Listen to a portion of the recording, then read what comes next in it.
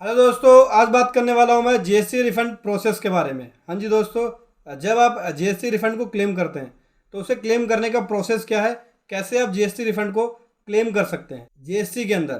तो दोस्तों चलिए इसको समझने के लिए बने रहे मेरे साथ वीडियो के एंड तक। और दोस्तों अगर आप जीएसटी रिफंड की पेड सर्विसेज लेना चाहते हैं तो आप हमारी प्रोफेशनल पेड सर्विसेज ले सकते हैं, जहाँ पे आपको बेस्ट प्रोफेशनल्स के द्वारा जीएसटी रिफंड की पेड सर्विसेज मिल जाती है। तो ज़्यादा जानकारी के लिए इस नंबर पर कॉल कीजिए या फिर इस वेबसाइट पे विजिट कर सकते हैं।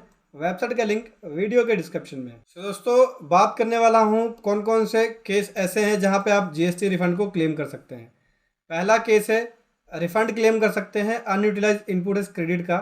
जब आपने एक्सपोर्ट किया विदाउट पेमेंट ऑफ टैक्स, उस केस में आपके पास आईटीसी इकट्ठा हो गया, तो वो अनयूटिलाइज आईटीसी आपके पास जो पड़ा है आपके क्रेडिट लीजर के अंदर, उसका आप रिफंड क्लेम कर सकते हैं। क्योंकि विदाउट पेमेंट ऑफ टैक्स के अंदर जब आप सप्लाई करेंगे तो आपको टैक्स नहीं देना होगा, और जब आप परचेज करेंगे तब आप टैक्स को पे करेंगे, उसका इनपुट लेंगे और आपके क्रेडिट लीजर में इकट्ठा हो जाता है।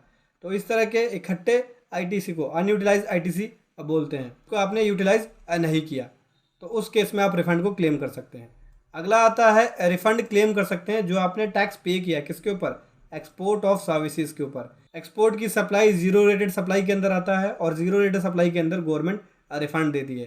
तो अगर आपने सर्विसेज की सप्लाई करी है विद पेमेंट ऑफ टैक्स, तो उस टैक्स की जो आपने पेमेंट करी है उसका आप रिफंड क्लेम कर सकते हैं। फिर आप अगला रिफंड क्लेम कर सकते हैं अनयूटिलाइज आईटीसी का, जो आपने सप्लाई करी है एसईजेड यूनिट या एसईजेड डेवलपर को विदाउट पेमेंट ऑफ टैक्स।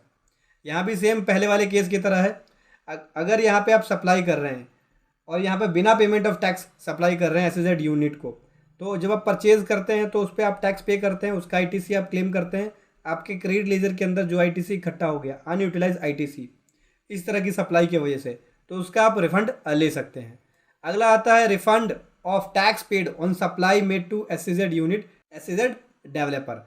देखो दोस्तों, जो आपने सप्लाई करी एसईजेड डेवलपर को या एसईजेड यूनिट को, और आपने अगर टैक्स की पेमेंट करी है, तो उस केस में आप रिफंड क्लेम कर सकते हैं। क्योंकि एसईजेड यूनिट या एसईजेड डेवलपर को सप्लाई करते हैं तो वो आप जीरो रेटेड सप्लाई के अंदर काउंट होती है, और जीरो रेटेड सप्लाई के अंदर आपने जो आईजीएसटी पे किया है उसका आपको रिफंड मिल जाता है। तो अगर आपने यहाँ पे टैक्स की पेमेंट करी है, एसईजेड यूनिट को सप्लाई करी है, तो उस केस में आप रिफंड क्लेम कर सकते हैं। अगला आता है रिफंड क्लेम कर सकते हैं जो अनयूटिलाइज आईटीसी पड़ा है, किसके वजह से? इन्वर्टेड टैक्स स्ट्रक्चर की वजह से। मतलब कि अगर आपकी सेल का जो रेट है टैक्स का, जीएसटी का जो रेट है वो कम है, लेकिन परचेज का जो रेट है वो ज़्यादा है, उसके वजह से आपके पास आईटीसी क्रेडिट लेजर के अंदर बैलेंस इकट्ठा हो गया, तो उसका आप रिफंड क्लेम कर सकते हैं। रिफंड क्लेम कर सकते हैं कौन? सप्लायर। अगर उसने डीम्ड एक्सपोर्ट सप्लाई करी है तो उसके ऊपर जो टैक्स पे किया है उसका।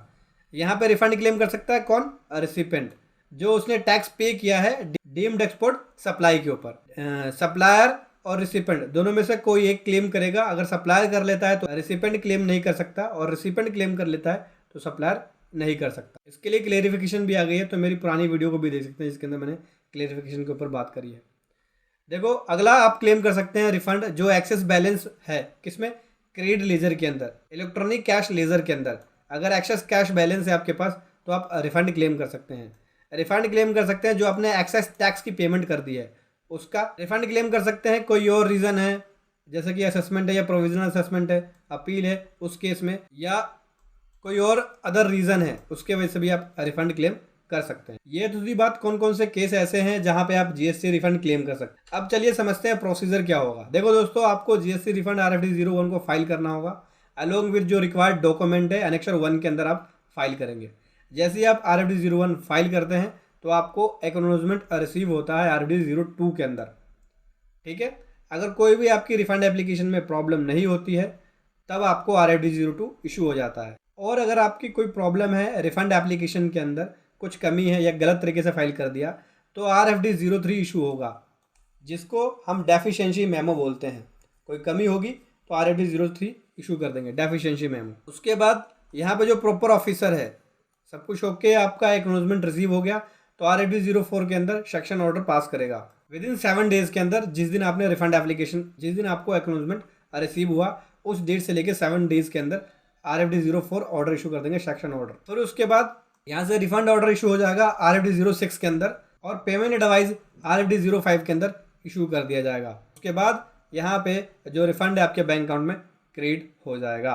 और दोस्तों ऑर्डर जो है वो विदिन 60 डेज के अंदर पास होना है। कब से? जिस दिन कंप्लीट एप्लीकेशन रिसीव हुई है उस दिन से 60 डेज के अंदर ऑर्डर पास होना है। तो ये तो थी बात प्रोसीजर की।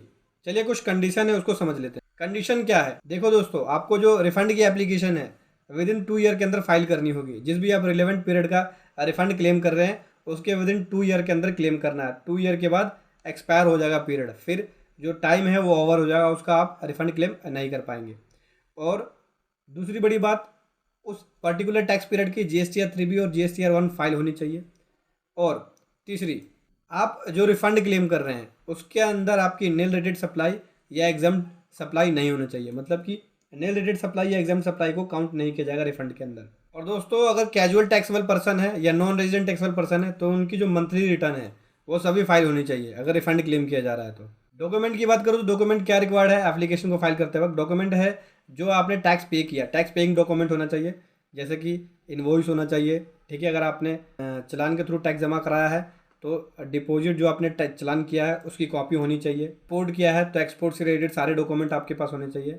वो सभी डॉक्यूमेंट आपको रिफंड फाइल करते वक्त अटैच करने हैं। उसके बाद बात करें, अगर डिले हो जाता है रिफंड तो क्या आपको इंटरेस्ट मिलेगा? बिल्कुल दोस्तों, अगर यहाँ पे आपका रिफंड डिले हो जाता है, जो 60 दिन का जो टाइम पीरियड है अगर वो एक्सपायर हो जाएगा तो 6% के हिसाब से आपको इंटरेस्ट मिलेगा उस तरह के रिफंड पे। और अगर कोई ऑर्डर पास हुआ है अथॉरिटी के द्वारा, ठीक है, और उस केस में अगर 60 डेज का जो पीरियड है वो लेट हो जाता है तो उस केस में 9% का आपको इंटरेस्ट मिलेगा।